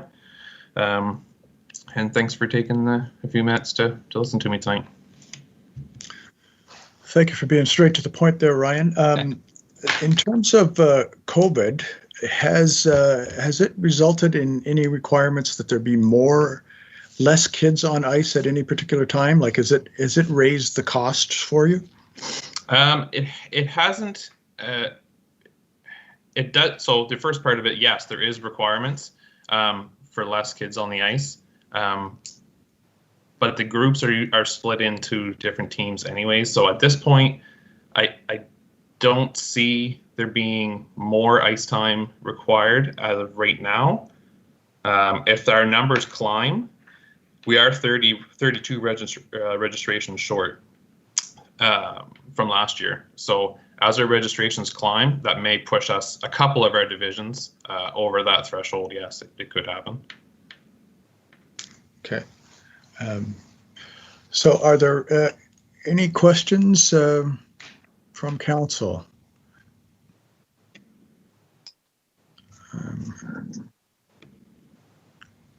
Sorry, I'm looking for, somehow lost my list here. Okay, there we go. Councillor Black, please. Thanks. I just wanted to say great presentation. It was on your screen that you shared, but I don't know if you touched on it, but the fact that this is in the recreation master plan. To quote directly from it, it says, "Cost is a significant barrier that is named more than any other, and there are now so many alternatives to physical activity and other financial pressures that it simply gets pushed to the side, prohibiting youth and adult participation." And of the 10 strategic directions in the recreation master plan, the third one is to strengthen community recreational programming, which basically involves looking at ways of cost-effective, equitable participation. So I just wanted to point that out. It was a great presentation, and yeah, and I think this is something we definitely have to look at. Thanks. Thanks, Councillor Black. Deputy Mayor Aiken, please. Thank you, Worship. Ryan, what is the cost of registration for minor hockey? The base cost is $470, and then there's $100 of that fundraising fee I touched on, so $570 altogether. Parents can get some of that $100 back if they choose to sell the tickets, but yeah, $470 is the base cost. Okay, and do you have any programs in place there where people could sponsor kids that might be unable to do it because of the finances? There is programs in place. Yes, there is. Yep, there's a number of them.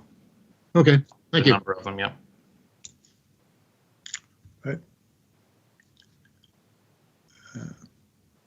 Councillor Black, are you looking to speak again, or you still have your hand up? Okay, thank you. Any other questions? Okay, Ryan, any last words you want? No, I'm good. Thank you very much. Thank you. So we move on to item number 8, skateboard park. Alex, you're up, I believe.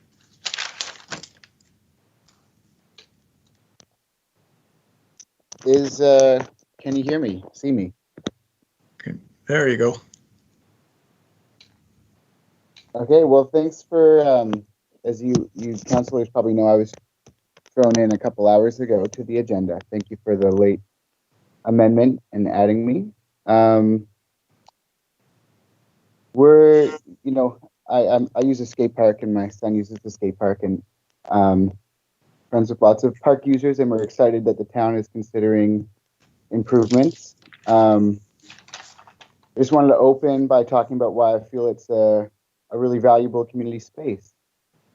So the skate park offers accessible recreation regardless of income. It is probably one of the cheapest recreations in town. All you really need is something to cruise on, and that's it. So it's really great for kids who might not have families who can drive them all over the place, or might not be able to fork out the big bucks for some of the more expensive sports.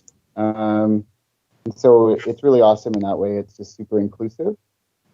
It's also multi-age and multi-use. So we've got really young kids running around on their scooters or even on their feet, all the way up to adults. And we've got bikes, and we've got scooters and skateboards.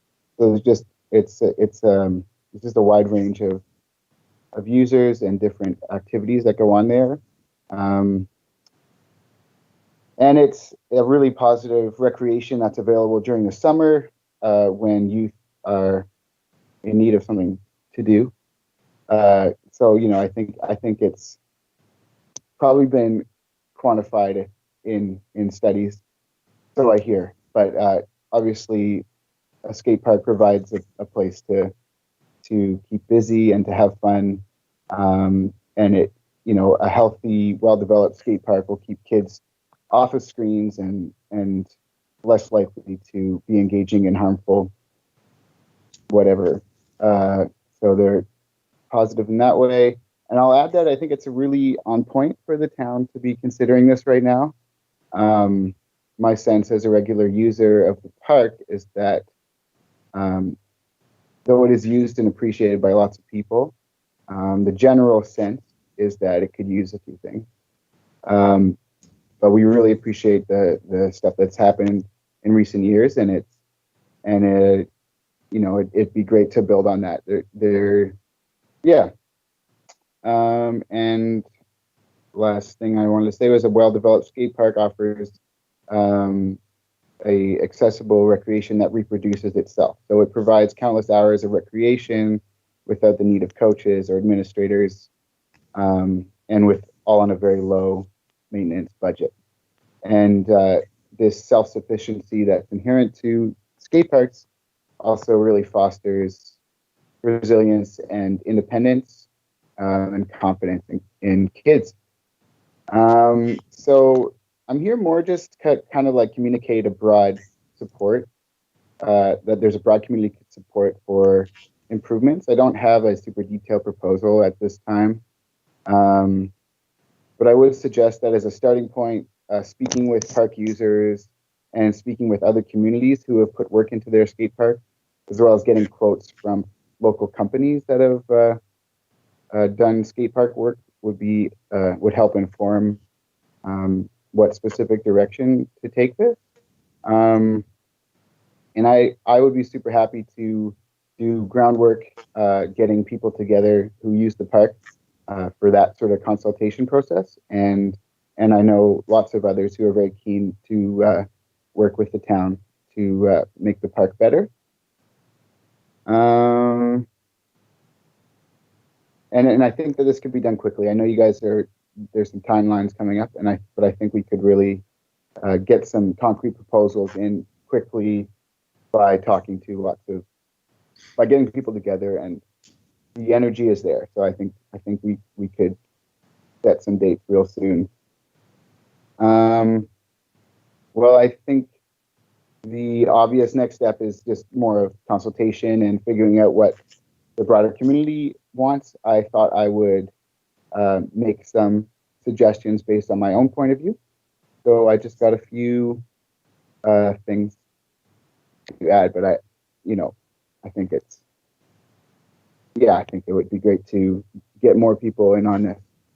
So one thing that would be really great is more entry level features in the park, where kids who are newer to skateboarding or biking or scootering can kind of safely get better before attempting some of the more gnarly ramps in the park.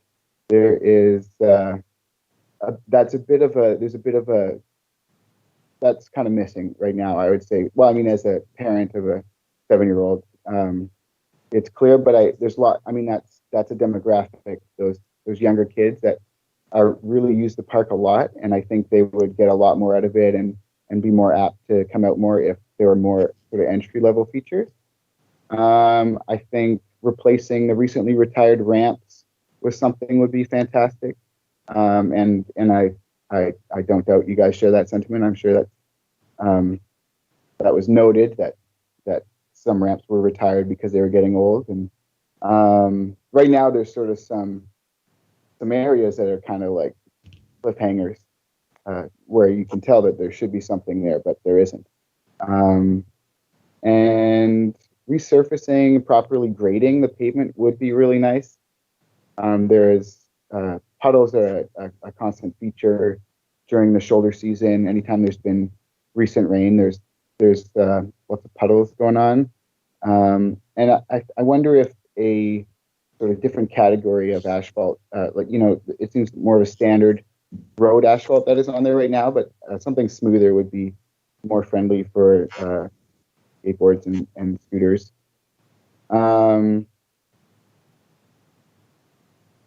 I think that investing in concrete features would really improve the skate park.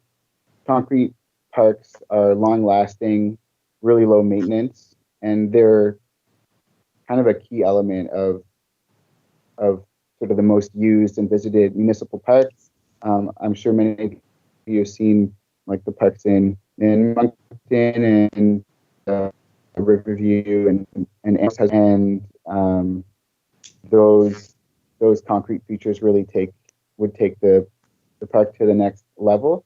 A friend of mine was actually, a lot of us just kind of, we didn't have our ear to the ground of municipal politics and just kind of just only heard about this budget meeting. But a friend of mine today did call a company called Propor and was chatting with a maritime-based company. I'm not sure where they're at, that has done a lot of really, really good work in maritime skate parks, including the one in Amherst and the one in Chester, Nova Scotia. And he was just calling to get a sense of cost. And the man, Steve Hare, who he was talking to, is super giving the town some consultation on this. But basically what he was saying was about $50 a square foot is what you budget for concrete features. So, the Sappy skate park's a little over 7,000 square feet, but obviously at least half of that would remain the existing features that are there. But say half of that square footage what were to be developed with concrete features, we'd be looking at a budget of about $175,000. So it's a big chunk of change, and obviously that kind of project would involve multiple levels of government, and isn't really a municipal. It wouldn't solely be a municipal thing, but I think those kind of, because skate parks are such a COVID-friendly and outdoor activity, I think those are things that are really fundable these days. And just for reference, like the Amherst skate park cost something like $500,000. The one in Chester, which was a little bigger than the Amherst skate park, was like in the $700,000 range. But these were sort of built from the ground up, whereas obviously the town has put money in and built lots of things there. And Steve at Propor was also mentioning that these are things that could be built over time. You build a feature one year and you kind of plan it so that it can be done over time. I think that's kind of what I got for you folks. But I'm very, eager to kind of try to organize the skateboarding BMX community to try to provide more input. And I'm happy to answer any questions you have for me. Terrific. Thanks, Alex. Appreciate that. Are there any questions from council? I've heard an offer to assist in consultation and bringing experts to the table, and thank you for that work, Alex. I'm not seeing any questions. Councillor Black, you don't want to comment on a skateboard? Well, I suppose I could. I longboard, so it's a little bit of a different beast. Right. But unfortunately, with our present bylaw in Sackville, I can't longboard anywhere. So I can attempt to longboard at the skate park, which I have tried from time to time, but 2 pushes and you're across the entire expanse of it. So, I don't know. I think it's a great idea to invest in it. And we've had a letter sent to us from another resident that sort of inquiring about the same thing. And there's lots that you can do to escape park on the cheap, honestly. So yeah, I think it's a great idea, but it's something that we'll discuss at some point. Okay, so I'll probably take you up on your consultation effort there, Alex.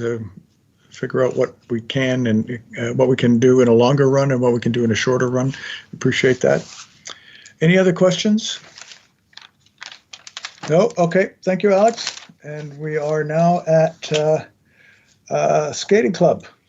Jessica, please.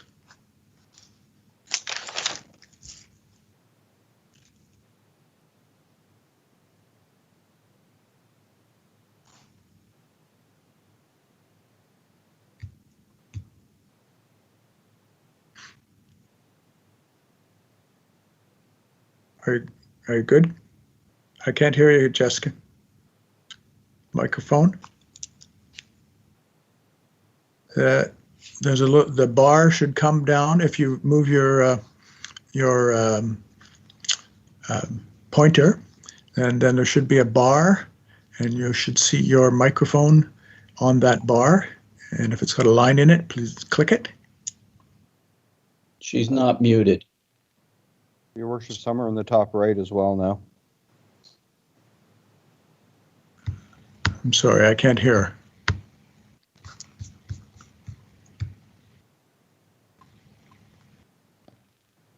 What have you got, Mike? Yeah, but her microphone's not muted. That's not the problem. It's something else. Oh. Oh, it's muted now. Now it should be good now.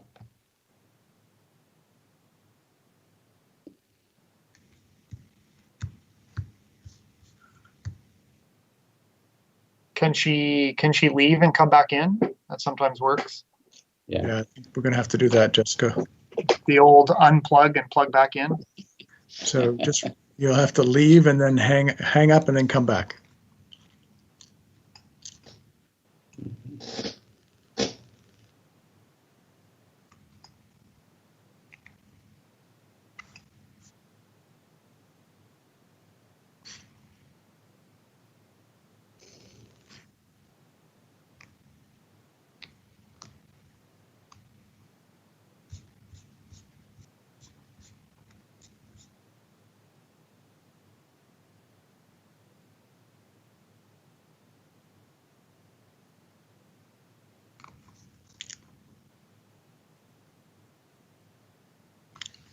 She's still showing on my participants list. Yeah, she came back. It's a classic. She may be. She may have a microphone issue. Yeah, I think that's it. You'd have to go into the settings and fix that.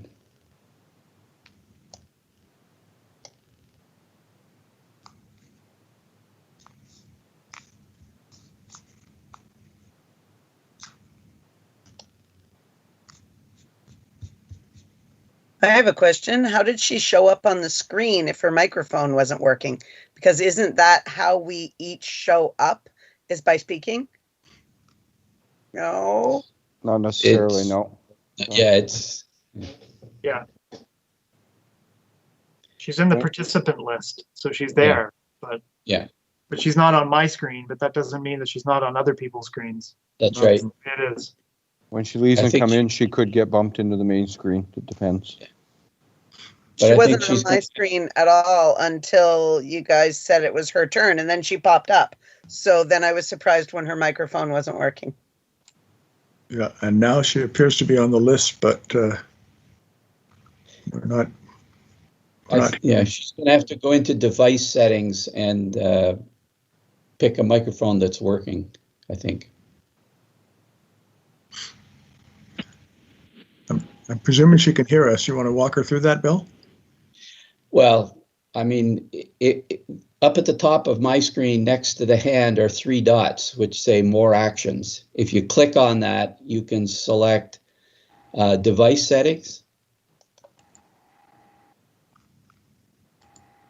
And then she can get into making sure that your speaker and your microphone and your stuff, your camera, are the ones that are working.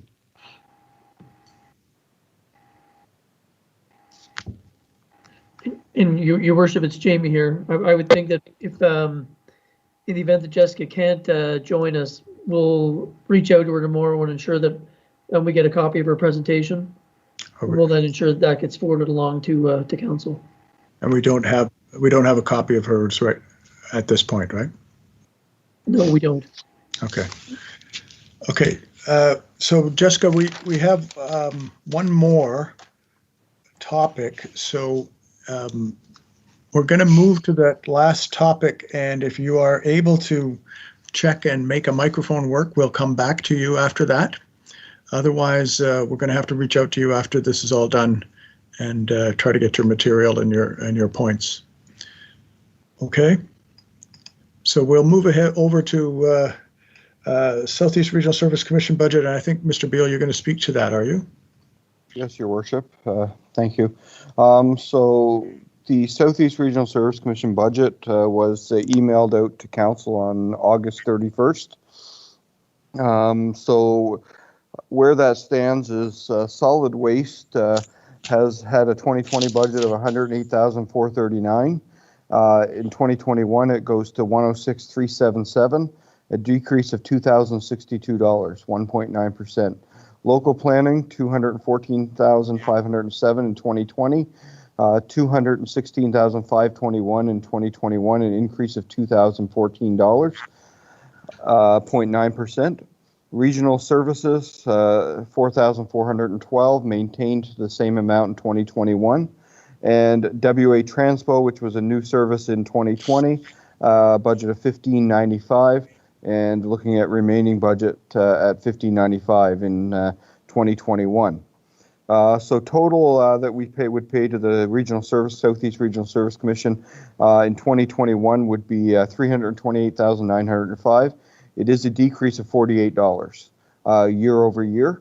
So they were able to maintain their budget for 2021 at a no increase to the town of Sackville. And those municipalities that may have had an increase, it's very small. They made a number of decisions to keep the increases at a minimal or reduction. So council was provided that on August 31st. We have until mid-October to object to it, till late October to object to it if we so chose to. But the recommendation coming forward is that we would put a resolution on the October council meeting to accept the 2021 fees for the Southeast Regional Service Commission. If there's any questions, I can answer them possibly, but it is the Regional Service Commission budget, and all the details were provided in the email to council on August 31st. So open for questions. Ron, you've got some of the background on that as well. Councillor Michaud, questions? Thank you, Worship. Yeah, I've gone down through the document. I do have some questions, so probably the best thing, I'll forward those on to the treasurer and see if we can't get, or if I can't get the answers I'm inquiring about. I'm kind of curious. There's a couple of things here, separation on the planning services between corporate and regional planning services compared to local planning services, and what those affect, number of employees under each division of the budget. It seems a big percentage of the cost here is salaries and benefits. So I'm just want to get a little more information around that. And I did see one piece here where under admin, they're adding a HR component for this year. So there is a change there. So I'm just kind of wondering about that as well. So I'll formulate that in an email and send that off to the treasurer and copy council on that and see if we can get, or I can get some answers around those questions I have. Okay. Deputy Mayor Aiken? Thank you. Just a couple things on the salaries. I pointed out before, but the staff took no salary increases for this year or for next year. So that if that changes, it's simply through adding staff, not through increasing salaries to the current staff. And they did save some money when certain positions left and weren't replaced and so on. So she went through a fairly complex description of who went and who came and who didn't and so on. But there was some money gained by people leaving and not being replaced where they were, but in other areas. So I'm sure you want something more definite than that, but that's generally the flavor of what we got. Okay, so Councillor Michaud, you'll forward your questions to Mr. Beal and probably copy Deputy Mayor Aiken on that if you could, as he had some of the details. I see, Wendy, you have your hand up, but this isn't. This is for council to ask the questions. If you'd like to forward a question on, we can deal with it that way. But at this just point, about Jessica, actually. Pardon me? It's just about Jessica. She's downloading the app onto her phone now. Oh, okay. That's all. Sorry. I just messaged her to ask her if she knew how long it would take, but she hasn't answered yet. Thanks for doing that. Sorry, presumed you were asking about the Southeast Regional Service Commission. No. And, so she's trying it. We'll give her another crack in a second. Is that what you're saying? Yeah, I think I just give her a minute or two and then I'll see if she answers me back. I'll just unmute myself and give you an update. Okay. Okay. Okay. Other questions on the budget for Southeast Regional Service Commission? There'll obviously be some answers to Councillor Michaud's questions. And I'm not hearing any others.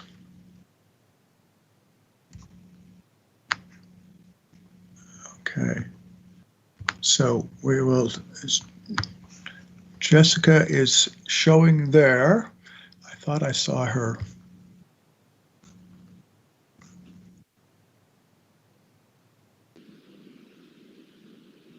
Oh, there you are. Jessica's coming. Let's try again.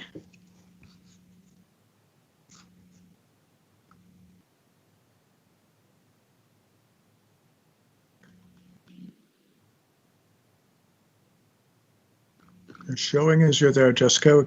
Can you say something? Hopefully we'll hear you.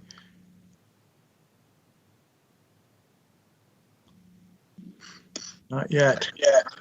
Can you hear me? There you go. There. All right. It's on my phone now. I'm sorry about that. I guess my computer doesn't like this. Yeah. Okay. Well, thanks for your perseverance. And it's over to you. I'm not very tech savvy, so I actually don't have a PowerPoint set up. Your Worship, councillors, staff, and guests, I'm speaking to you today on behalf of the Sackville Skating Club in cooperation with Sackville Minor Hockey, with interest in a possible subsidy for ice rental fees based on the 2019 to 2024 Sackville Recreation Master Plan. Sackville Skating Club is a not-for-profit club based out of Sackville that's been running for close to 40 years. Teaching young and young at heart the fundamentals of skating, so they have the ability to go on to figure skating, hockey, speed skating, or just a general love for keeping active through the winter. Generally, we've been registering 25 to 35 children in our Learn to Skate program, as well as our Star Skate program. About 50% of those children reside in the town of Sackville. 43% are in Dorchester, Fort Folly, Wood Point, Jollicoeur, Point of Butte, and Timber River. Our Can Skate program teaches children balance, control, and agility on the ice. And once they go to Star Skate, it takes skaters to a higher level of figure skating if they wish to continue on to competition levels. In the last couple of years, this number has decreased. We've been asking ourselves why. Is it less of an interest in participating in the activity that our country is known for, or is it because of the tough times families can't afford to enroll their children in organized sports? Based on previous inquiries, we've noticed that we've lost a minimum of 10 to 15 skaters per year to the Amherst Skate Club. The town of Amherst subsidizes their ice fees and in turn can offer their skate club similar to our own at less than half the cost. In 2018-2019, Sackville Skating Club paid $15,676 in ice fees alone. Add that to our insurance, membership fees, as well as supplies and coaching fees. Unlike hockey, minor hockey, we pay for our coaches. We can't run a program for less than $480 to $720 per skater. We find this extremely difficult for families with multiple children, which we do give a discount to, or for lower income families. The Sackville Recreation Master Plan states that Sackville and area residents tend to have the same physical activity levels as other New Brunswick residents, but it's well below the Canadian average. And we'd love to see more families be able to access clubs like our own and minor hockey without having to make the choice between their child skating or eating. A child learning to skate at a young age, whether it's for hockey, figure skating, speed skating, or leisure skating, is something that stays with them for life. It's a physical activity that can be enjoyed inside on a team or outside as a pastime. It can be done at the age of 3. My daughter actually started skating at the age of 2.5 and enjoyed at the age of 80 plus. At our ice show 2 years ago, we had a lady I guess, come and perform for us, and she was over 80 years old. Teaching a child to skate is a fantastic way to bring fun to an activity that's extremely healthy and can be enjoyed by the whole family. The first 3 points in the Principles of Recreation and Sport Delivery System, New Brunswick's Recreation and Sport Policy, are recreation and sport is for the public good. Recreation and sport promote community development and social change. The Recreation and Sport Delivery System is accessible and inclusive, and it also strongly recommends a leave no person behind procedure for all recreation programs. The Sackville Skating Club, as well as minor hockey, want to follow this lead, but we need our town's help. We can't run clubs that are accessible to all without lowering ice fees.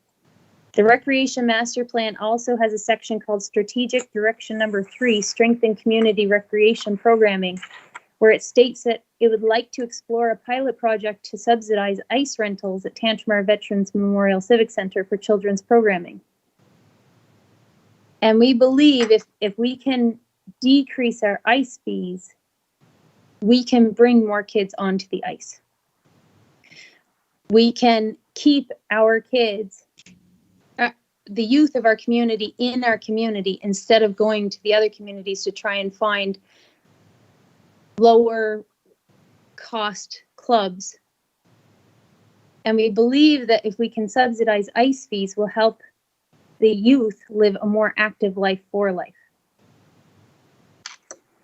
So we're really hoping that if we could get a subsidy, even half of our ice fees, that it would make a huge impact on our registration for kids. We might even be able to do a plan where we can sponsor some children to come in and skate.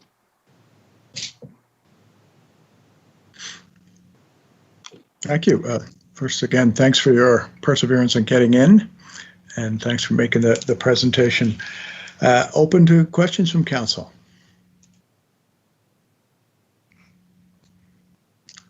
Deputy Mayor. Thank you, Worship. Jessica, how many kids are in the skating club right now? Well, we're in the process of registering kids right now. What would you expect? Because of COVID, the registration is really different this year. We have to have our COVID plan approved before we can actually register kids, but we are in the process of taking all those steps. Last year, we had less kids than we normally do. I believe we registered 25 in that area. Okay, thank you. You're welcome.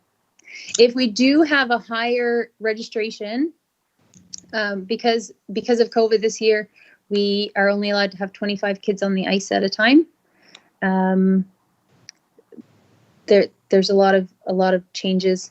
If we had 40 kids register, we could potentially add an extra ice time in, and potentially be able to have two separate days, which also might make it more accessible to children with scheduling conflicts. Okay. When do you think you'll have your COVID plan and your registration completed? It's almost done. Our COVID plan has to be approved by Skate Canada. We are insured through Skate Canada, Skate New Brunswick, not just through the rink. So in order to do our COVID plan, the way Skate Canada works is you have to include your rink's COVID plan, which we just got, to finalize that. We hopefully will be finishing it tomorrow and sending it off. So thank you. Any other questions? You gave us a specific there, right, Jessica, in terms of you were looking for a percentage reduction? Ideally, all the ice fees would be covered, but I did not give a specific. I guess that was really funny. It would be fantastic if we could get half of our fees covered, 50%. I didn't give a specific. Okay, I'm sorry. I think I mixed up the 50% costs in Amherst compared to Sackville. I think that's where I got that number from. They're even lower than 50%, I believe, of what we charge. Last year for Can Skate, which the children skate once a week, they paid $280. $60 of that goes to Skate Canada. And then we also, like hockey, have a mandatory fundraising goal that you have to hit on top of that, which I believe is going to be harder this year. Fundraising is,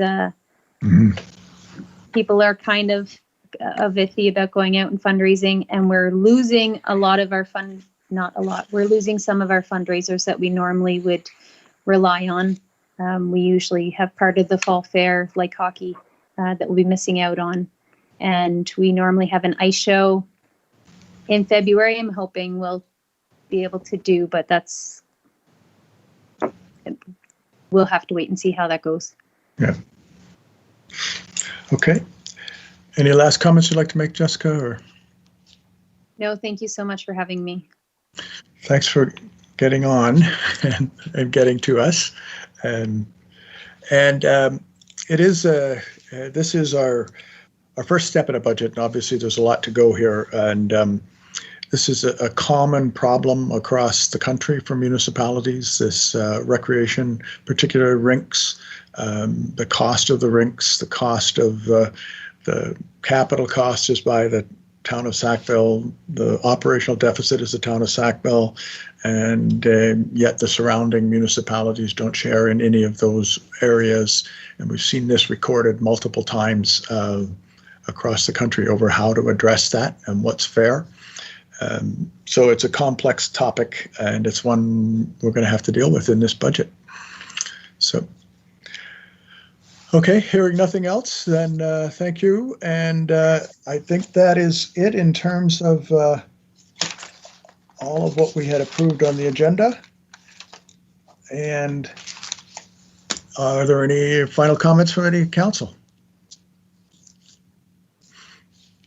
Hearing none, then we can have a motion to adjourn. So moved, Your Worship, Deputy Mayor. Moved by Deputy Mayor Aiken, seconded by? I'll second that, Councillor Tower. Councillor Tower. Motion to adjourn. Question, all in favor? Aye. Opposed? That motion is carried. Thank you all. Good night.